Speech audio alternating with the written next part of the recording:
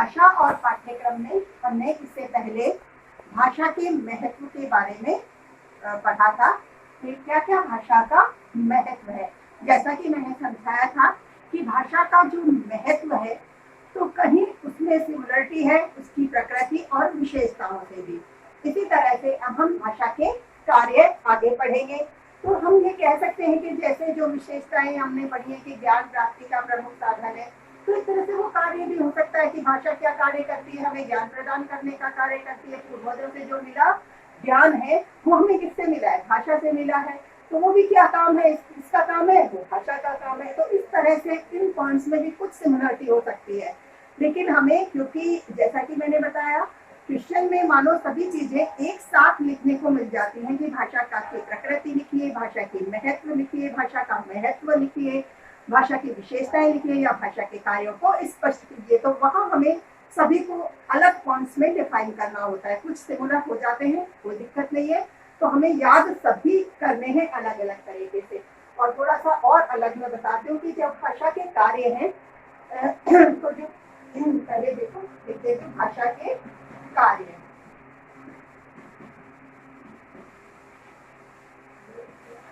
भाषा जो कार्य कर रही है और एक तरह से कक्षा अध्यापन के दौरान ही विद्यार्थियों को भाषा के बारे में समझाया जाता है। तो एक तरह से पहले कक्षा अध्यापन क्षेत्र क्या है उसे भी मैं समझा देती हूँ।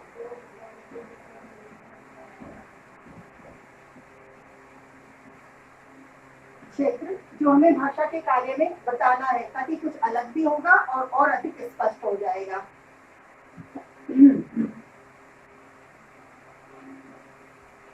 देखो, कक्षा अध्यापन क्षेत्र से है। कक्षा हम सभी जानते हैं कि जो कक्षा होती है जिसमें हम अध्ययन करते हैं, छात्र बैठते हैं और ज्ञान लेने के लिए, अपने विषयों की सामग्री का अध्ययन करने के लिए, और शिक्षक उन्हें उन विषय वस्तु या सामग्री से संबंधित अनुदेशन प्रदान करता है। तो इसी तरह से वही सारा क्या है, अध्यापन है, तो वही उसका क्षेत्र भी है। तो एक तरह से हम ये कह सकते हैं कि जो कक्षा का कार्य है वो इन तीन जो है, उन जो तीन मुख्य रूप से वस्तु है या घटक है या चर है, ये कह देते हैं, तो उनके आसपास ही यह कक्षा अध्यापन कार्य होता है। जैसे शिक्षक,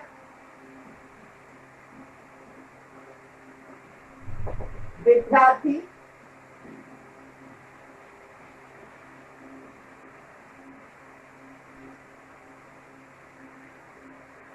इसी तरह से विषय या पाठ्यक्रम हो सकता है, क्योंकि जो शिक्षक है वो विद्यार्थियों को पढ़ाता है और विद्यार्थी विषयों को पढ़ते हैं, इन्हीं विषयों को शिक्षक पढ़ाता है।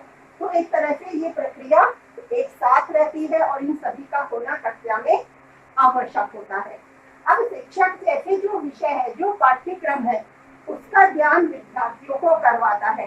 तो उस दृष्टि से किस तरह से उसका जो कार्य है, भाषा के माध्यम से अपनी विषय सामग्री को किस तरह से वो कक्षा के दौरान विद्यार्थियों के सम्मुख प्रस्तुत करता है, और जो विद्यार्थी हैं उस कक्षा अध्यापन के क्षेत्र में उस समय अपनी विषय वस्तु को, विषय सामग्री को किस प्रकार ग्रहण कर पाते हैं।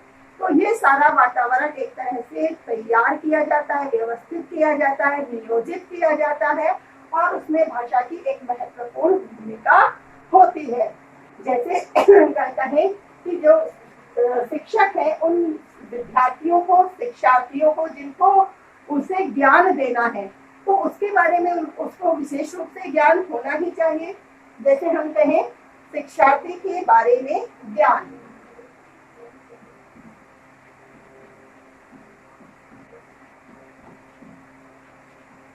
शिक्षार्थी के बारे में ज्ञान। अब हम इसमें बात कर रहे हैं कि जैसे जिन शिक्षार्थियों को, जिन विद्यार्थियों को शिक्षक द्वारा अपनी पाठ्य वस्तु, विषय वस्तु है जो जिन शिक्षार्थियों या विद्यार्थियों तक संप्रेषित की जानी है, तो उनके बारे में शिक्षक को जानकारी होनी चाहिए। कैसे कि जैसे जो मानो वो शिक्षार्थी है, किस तरह का उनका स्वभाव है, कैसी उनकी प्रकृति है, क्या उनका स्तर है, किस तरह की उनकी आवश्यकता है विषय वस्तु के प्रति। तो इस तरह की जानकारी होने से जो विद्यार्थियों को दिया जाने वाला व्यवस्थित ज्ञान है, उसमें जो उपलब्धि शिक्षक को चाहिए वह और अपेक्षित उपलब्धि प्राप्त कर सकता है यदि वह शिक्षार्थियों के बारे में ज्ञान इस तरह का रखता है कि कैसी उनकी रुचि, आवश्यकता है, क्षमता है, क्या उनका स्तर है, इन सभी का ध्यान रखा जाए। इसी तरह से फिर दूसरी आवश्यकता शिक्षक की क्या हो जाती है, जैसे जो विषय है, जो पाठ्य वस्तु है, जो पाठ्य सामग्री है, जो विद्यार्थियों तक संप्रेषित करनी है या जो पढ़ानी है या कक्षा अध्यापन के दौरान उसे कि उस विषय वस्तु का अध्यापन करवाना है। तो उस विषय वस्तु या पाठ्यक्रम के बारे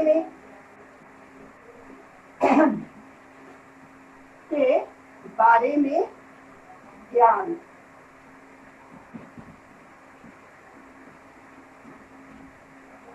हाँ देखो, तो इस तरह से अब जब शिक्षक है वह कक्षा में जा रहा है, कक्षा में उसे अध्यापन करवा रहा है उस पाठ्य सामग्री का, पाठ्यक्रम का, तो उसे इस बात का ज्ञान होना चाहिए कि किस पाठ्य वस्तु को, विषय वस्तु को वह विद्यार्थियों के समक्ष रखने वाला है। क्या उसको स्वयं को उस पाठ्य सामग्री पर उसका स्वयं का पूर्ण अधिकार है, वह उसके बारे में पूरी जानकारी रखता है, बालकों को उसके बारे में पूर्ण रूप से समझा पाएगा या समझा सकता है, क्या उससे संबंधित जो और शिक्षण विधियां हैं जिनके माध्यम से अच्छी प्रकार से या भली प्रकार से विद्यार्थियों तक वह उस विषय वस्तु को या पाठ्य वस्तु सामग्री को प्रस्तुत कर सकेगा, तो इसके बारे में उसको ज्ञान होना भी अत्यंत आवश्यक है। तो एक तरह से यह सब कार्य भी किससे संपादित हो पाएंगे, भाषा के माध्यम से ही, तो ये भी भाषा के कार्यों में निर्धारित होगा। इसी तरह से हम आगे बात करें कि जैसे जो शिक्षण विधियां हैं, जैसे मैंने अभी से बता दिया है, तो शिक्षण विधियों का भी उसे ज्ञान होना चाहिए। शिक्षण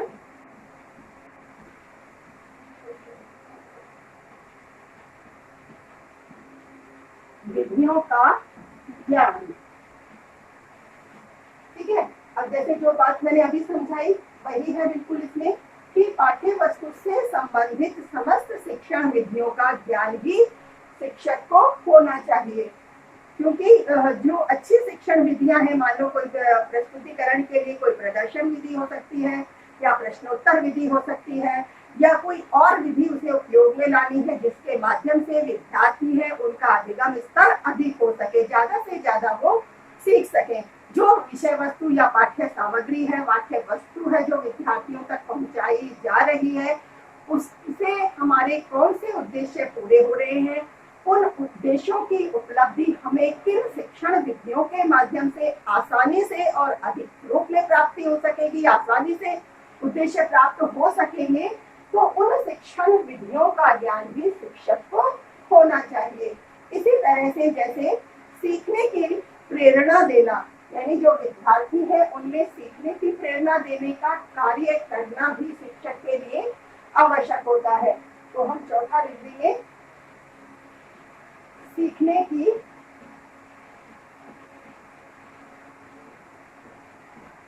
प्रेरणा देना।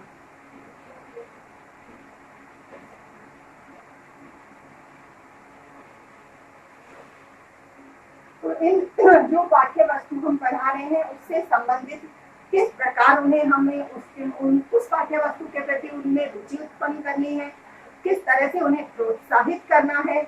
जैसे मानो उसे सीखने के लिए किस तरह से उनको कोई मान लो जटिल वातावरण भी है तो उस वातावरण में किस प्रकार उन्हें समायोजित किया जाए, किस प्रकार उन्हें सीखने के लिए अधिक से अधिक सीखने के लिए प्रेरित किया जाए। तो इस तरह की जिम्मेदारी को निभाने का कार्य भी जैसे शिक्षक का होता है और किसी न किसी प्रकार से वह भाषा के माध्यम से इस जिम्मेदारी को, इस उत्तरदायित्व को भी भली प्रकार से निर्वहन कर सकता है। ठीक इसी तरह से जैसे अध्यापन और मार्गदर्शन की बात करें तो वो भी भाषा के कार्यों में आ जाएगी। अध्यापन और मार्गदर्शन।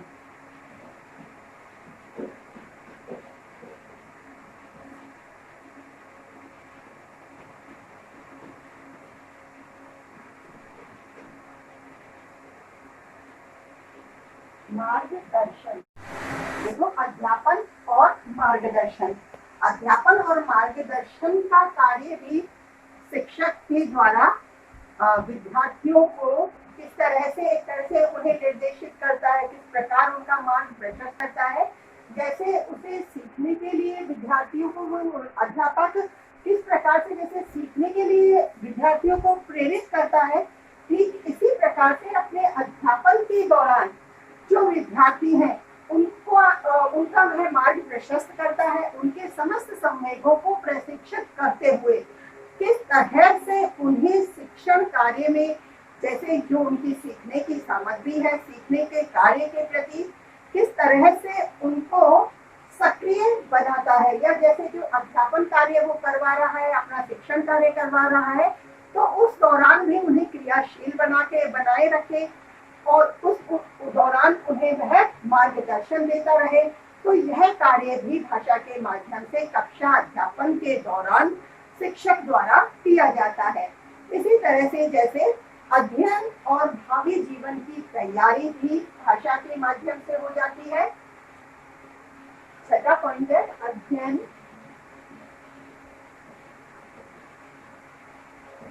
और भावी जीवन की तैयारी।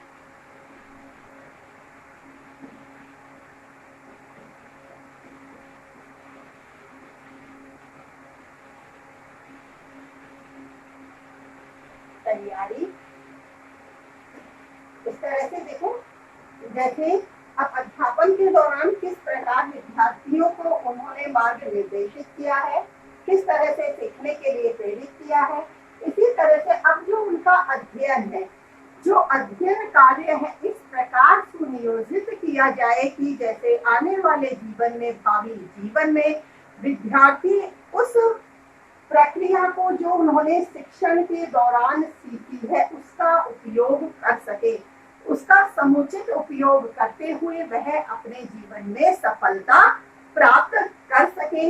इस प्रकार की तैयारी भी शिक्षक को अपने कक्षा अध्यापन के दौरान करनी होती है, जो किसके माध्यम से हो पाती है, वो भी भाषा के माध्यम से ही हो पाती है। इस तरह से कक्षा अध्यापन के क्षेत्र में भी जो कार्य हो रहे हैं वो भी भाषा के माध्यम से हो रहे हैं।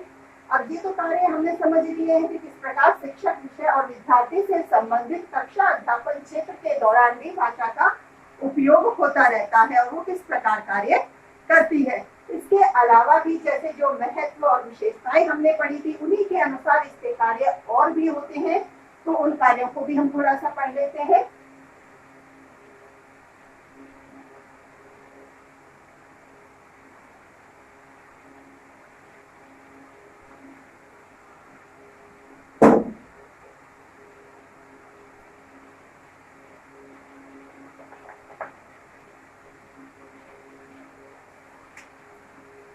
अब इन कार्यों में भी जैसे भाषा के ऐसे कह सकते हैं कि जैसे राष्ट्र की एकता और अखंडता बनाए रखने का कार्य भी जैसे भाषा के माध्यम से होता है। राष्ट्र की एकता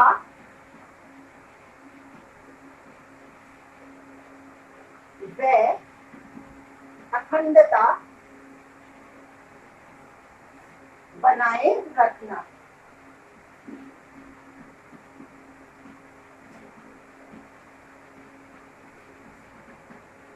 देखो, इन टॉपिक्स की ज्यादा व्याख्या करना इसलिए आवश्यक नहीं है क्योंकि ये चीजें मैंने बहुत आपको पहले वाले वीडियो में भी समझा दी है कि किस प्रकार से जैसे जो राष्ट्र की एकता का आधार हमारी भाषा होती है, किस प्रकार राष्ट्र में जैसे जो भाषा है, राष्ट्रभाषा है, जो सभी को किस प्रकार एक साथ कर लेती है, क्योंकि उनके भावों को किस प्रकार एक दूसरे के सामने व्यक्त किया जाता है, ग्रहण किया जाता है, तो कैसे उनमें देश प्रेम और राष्ट्रभक्ति की भावना उससे उत्पन्न होती है।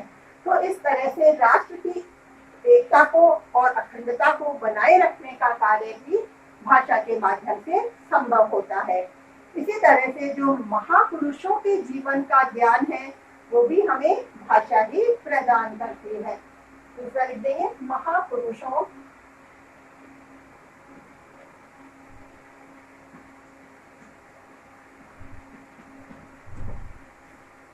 महापुरुषों के जीवन का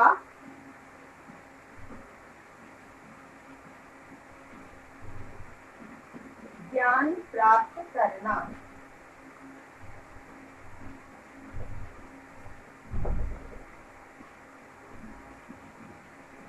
जैसे महापुरुष हैं, कई महापुरुष हैं, जैसे महात्मा गांधी है या अरविंद घोष है, रविंद्रनाथ टैगोर है, जिन्होंने भी शिक्षा से संबंधित जैसे उनके कई दर्शन है, किस तरह से उन्होंने बताया है कि किस प्रकार बालकों को शिक्षा दी जानी चाहिए या किस तरह की शिक्षा होनी चाहिए जिससे बालकों का सर्वांगीण विकास हो सके।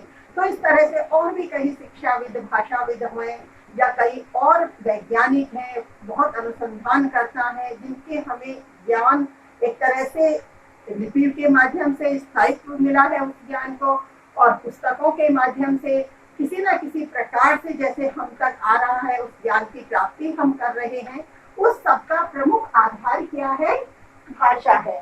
तो भाषा के द्वारा ही हम उन महापुरुषों के जीवन का जो ज्ञान है, जीवन में उन्होंने अपने अनुभवों से कितने ज्ञान को उन्होंने संचित किया है, और उस संचित ज्ञान को भाषा के माध्यम से कहीं किसी न किसी पुस्तक में संजो के रखा है, और उन पुस्तकों के माध्यम से उस ज्ञान की प्राप्ति आज हम कर रहे हैं।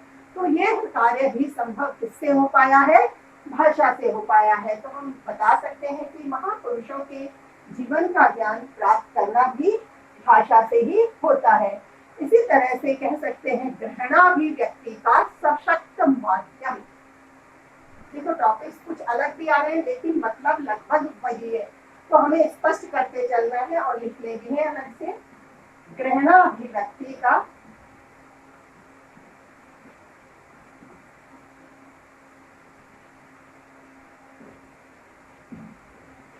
सशक्त माध्यम।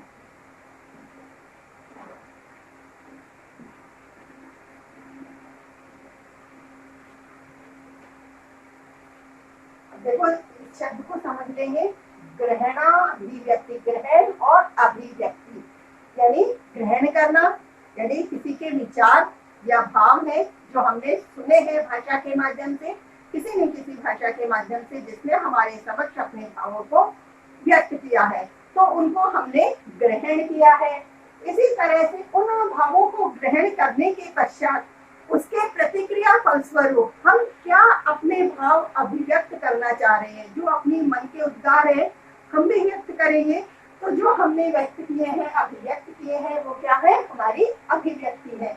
इस तरह से ग्रहणाभिव्यक्ति का ग्रहण करना और अभिव्यक्त करना, यानी ग्रहणाभिव्यक्ति का एक सशक्त माध्यम क्या है? हमारी भाषा है, क्योंकि ये दोनों ही कार्य किसमें हुए हैं? भाषा में हुए हैं। किसी न किसी प्रकार की भाषा के माध्यम से ही हमने हमारे भावों और विचारों को ग्रहण और अभिव्यक्त किया है। इसीलिए इसका एक सशक्त माध्यम भाषा ही है। नेक्स्ट लिखेंगे जैसे कल्पना और विश्लेषण शक्ति का विकास।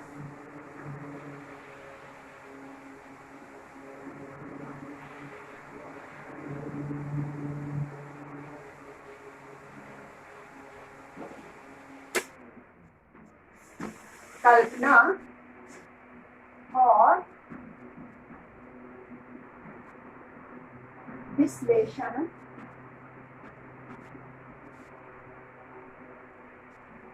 शक्ति का विकास।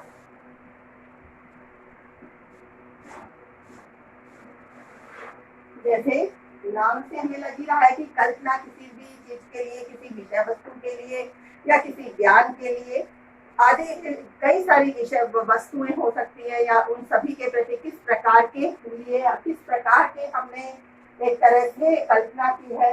तो जो विचार हमने मस्तिष्क में किए हैं, इस तरह की जिन्हें कल्पना होती है, तो किस प्रकार से विश्लेषण कर रहे हैं, किस तरह से हम उनकी व्याख्या कर रहे हैं, इस तरह से मानव ज्ञान से छात्रों में विचारों का प्रभाव, किस तरह से विचार प्रवाहित होते हैं, तो इस तरह से विचारों का प्रभाव, विश्लेषण शक्ति, कल्पना शक्ति, इन सब का विकास भाषा के माध्यम से होता है।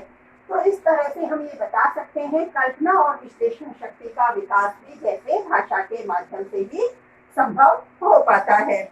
ऐसे ही हम कहें कि जैसे शब्दकोश में वृद्धि, तो शब्दकोश में वृद्धि है वह भी भाषा के माध्यम से ही होती है।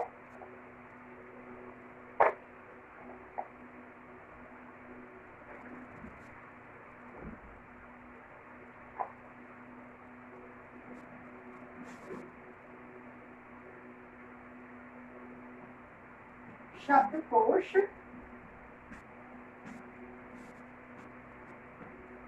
में वृद्धि,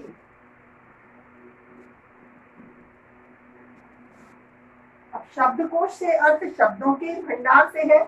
अब शब्द भंडार की वृद्धि से विचार की जो अभिव्यक्ति का और भी जो है विचार की अभिव्यक्ति है तो वो और भी अधिक विकसित हो जाएगी। जितना शब्द भंडार होगा उतने ही विचार अभिव्यक्ति भी सशक्त होगी। इस तरह से भाषा के माध्यम से जितने नए शब्दों का प्रयोग किया जाता है, जैसे कल्पना हो रही है, विश्लेषण शक्ति हो रही है, महापुरुषों का हम ज्ञान भी प्राप्त कर रहे हैं, राष्ट्र की एकता के लिए एक दूसरे से विचार विमर्श भी कर रहे हैं, तो कुछ ना कुछ नए शब्द हमारे संपर्क में आ रहे हैं। तो इस प्रकार नए नए शब्दों को सीखकर भाषा का निरंतर अभ्यास करते रहने से नए नए अनेक शब्दों का ज्ञान होता रहता है और इन नए नए शब्दों का ज्ञान होने से भाषा से संबंधित जिस भाषा में भी हम वार्तालाप कर रहे हैं या इस तरह की जो भी गतिविधियां हैं जो सीख रहे हैं कर रहे हैं, तो उस भाषा से संबंधित नए से नए शब्दों का ज्ञान हमें होता है और हमारे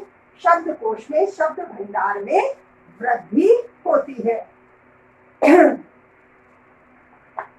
इसीलिए जैसे हम कह भी सकते हैं जैसे अंग्रेजी है, इंग्लिश भाषा है, उसका उपयोग इतना अधिक नहीं होता है, हिंदी भाषा का अधिक उपयोग होता है, तो उसी के शब्द भंडार में वृद्धि होती है। तो उसको समृद्ध भाषा भी कह सकते हैं क्योंकि ज्यादा विकसित हो रही है वो, और भाषाएं हैं कम उपयोग में ली जा रही हैं तो उनके शब्द भंडार में कम वृद्धि हो पाती है। अब हम कहेंगे इतिहास और सभ्यता या संस्कृति का संरक्षण, तो वो भी किसके माध्यम से होता है? भाषा के माध्यम से होता है।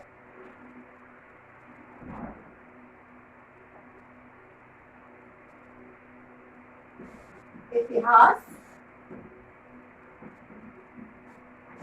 सभ्यता और संस्कृति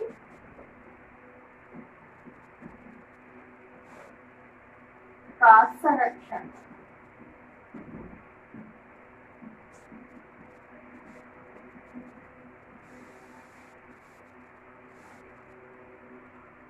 इनसे संबंधित यदि जैसे हम बात करें इतिहास, जो हमारा पुराना इतिहास है, किस तरह से जो ऐतिहासिक घटनाएं हुई थी तो उनकी जानकारी किस तरह से पुस्तकों में रखी गई है, तो उसका माध्यम भी क्या रहा है? भाषा ही रहा है।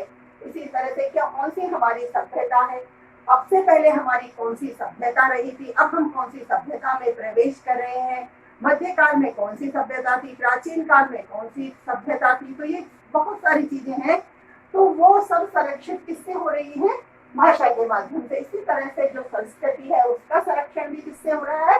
भाषा के माध्यम से ही हो रहा है। जैसे प्राचीन काल में सिंधु सभ्यता और भी कई तरह से वैदिक सभ्यता, कई तरह की सभ्यताएं चली आ रही हैं, तो उनका ज्ञान हमें इनसे मिल पाता है कि किस प्रकार का रहन सहन उस समय रहा होगा या क्या ऐतिहासिक घटनाएं हुई होंगी, किस तरह के राजा जैसे रहे हैं तो उनके जीवन से संबंधित क्या क्या घटनाएं हैं। तो इस तरह का इतिहास सभी को संरक्षित किसके माध्यम से किया गया है? भाषा के माध्यम से किया गया है। इसी तरह से हम कहें ज्ञान राशि का संरक्षण।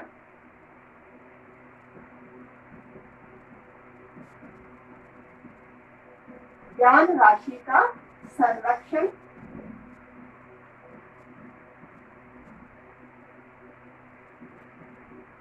अब इसमें भी जैसे वही सारी बातें हैं कि किस तरह से भाषा के माध्यम से समस्त ज्ञान का संरक्षण किया जा रहा है। मानो एक तरह से केवल भाषा नहीं होती, भाषा के साथ लिपि का विकास नहीं होता, तो मनुष्य की स्मरण शक्ति में इतनी क्षमता नहीं है कि वह इतने सारी बातों को, इतने सारे ज्ञान को अपने मस्तिष्क में संजो कर रखे और फिर उस ज्ञान को आने वाली पीढ़ियों तक भी हस्तांतरित कर पाए।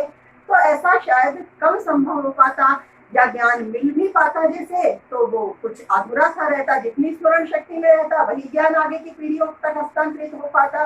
तो एक तरह से भाषा के माध्यम से, और जो भाषा को लिपि के माध्यम से स्थायित्व मिला है, तो उसके माध्यम से जो ज्ञान है, संपूर्ण ज्ञान राशि का संरक्षण हो पाया है और वह आने वाली पीढ़ियों तक भी संरक्षित होकर आगे बढ़ पाई है। इसी तरह से हम कहें शुद्ध व स्पष्ट अभिव्यक्ति,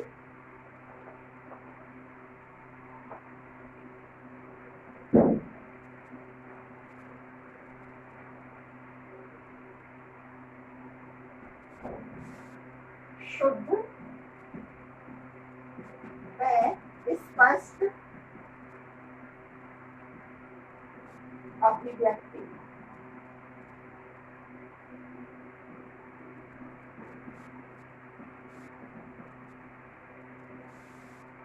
शुद्ध व स्पष्ट अभिव्यक्ति भी किससे होती है? भाषा के परिष्कृत रूप के ज्ञान से होती है। हम तभी शुद्ध बोल पाते हैं जब हमें भाषा का परिष्कृत ज्ञान होता है, शुद्ध रूप से ज्ञान होता है। तो शुद्ध और स्पष्ट अभिव्यक्ति में भी भाषा अपनी महत्वपूर्ण भूमिका निभाती है। इसी तरह से जो संप्रेषण है वह भी सशक्त बनता है। किससे? भाषा के प्रयोग से। तो भाषा का कार्य ये भी है कि किस प्रकार से संप्रेषण को वो सशक्त बनाती है। सशक्त संप्रेषण,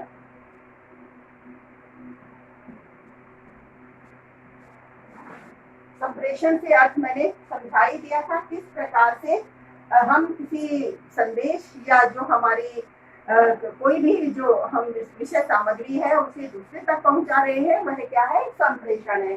तो एक तरह से यह संप्रेषण प्रक्रिया सशक्त तब होगी जब हमारी भाषा की अभिव्यक्ति सशक्त है, भाषा का ज्ञान संपूर्ण है। तो सशक्त संप्रेषण का माध्यम भी क्या है?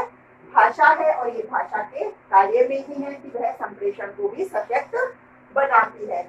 इसी तरह से हम कहें कि जैसे उचित शब्दावली का प्रयोग, तो उचित शब्दावली का प्रयोग करना भी कौन सिखाती है? भाषा ही सिखाती है। उचित शब्दावली का प्रयोग,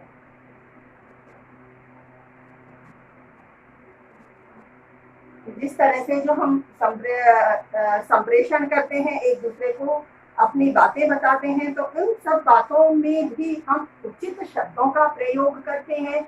यदि उचित शब्दों का प्रयोग करते हैं तो हमारा कार्य जो हम पूरा करवाना चाहते हैं वो आसानी से हो जाता है। कई बार देखिए कि जैसे हम किसी कार्य को करवाना चाहते हैं और उस कार्य को करवाने में हम कुछ इस तरह के शब्दों का प्रयोग कर लेते हैं कि जैसे होते होते कार्य भी नहीं हो पाता, बिगड़ जाता है, या करने वाले का मानस बदल जाता है।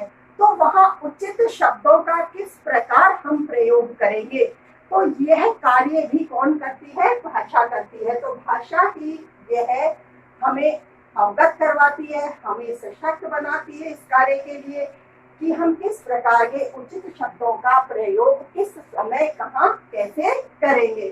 तो इस तरह से संपूर्ण रूप से ये सभी क्या है? भाषा के कार्य हैं जो हमें संपूर्ण रूप से हमारे वातावरण में हमारे जो विचार हैं, उद्गार है, उन्हें किस प्रकार संप्रेषित करना है, किस प्रकार उनसे हमें सामने वाले के विचारों को भी हम किस प्रकार ग्रहण कर रहे हैं, किस प्रकार अपने कार्य को, अपने जीवन को सफल बना रहे हैं। तो उसे सफल बनाने के कार्य में भाषा का महत्वपूर्ण योगदान है। इस तरह से ये सभी संपूर्ण भाषा के कार्य हैं। तो भाषा के कार्य कंप्लीट हो गए हैं और इससे अगले टॉपिक अब हम अगली कक्षा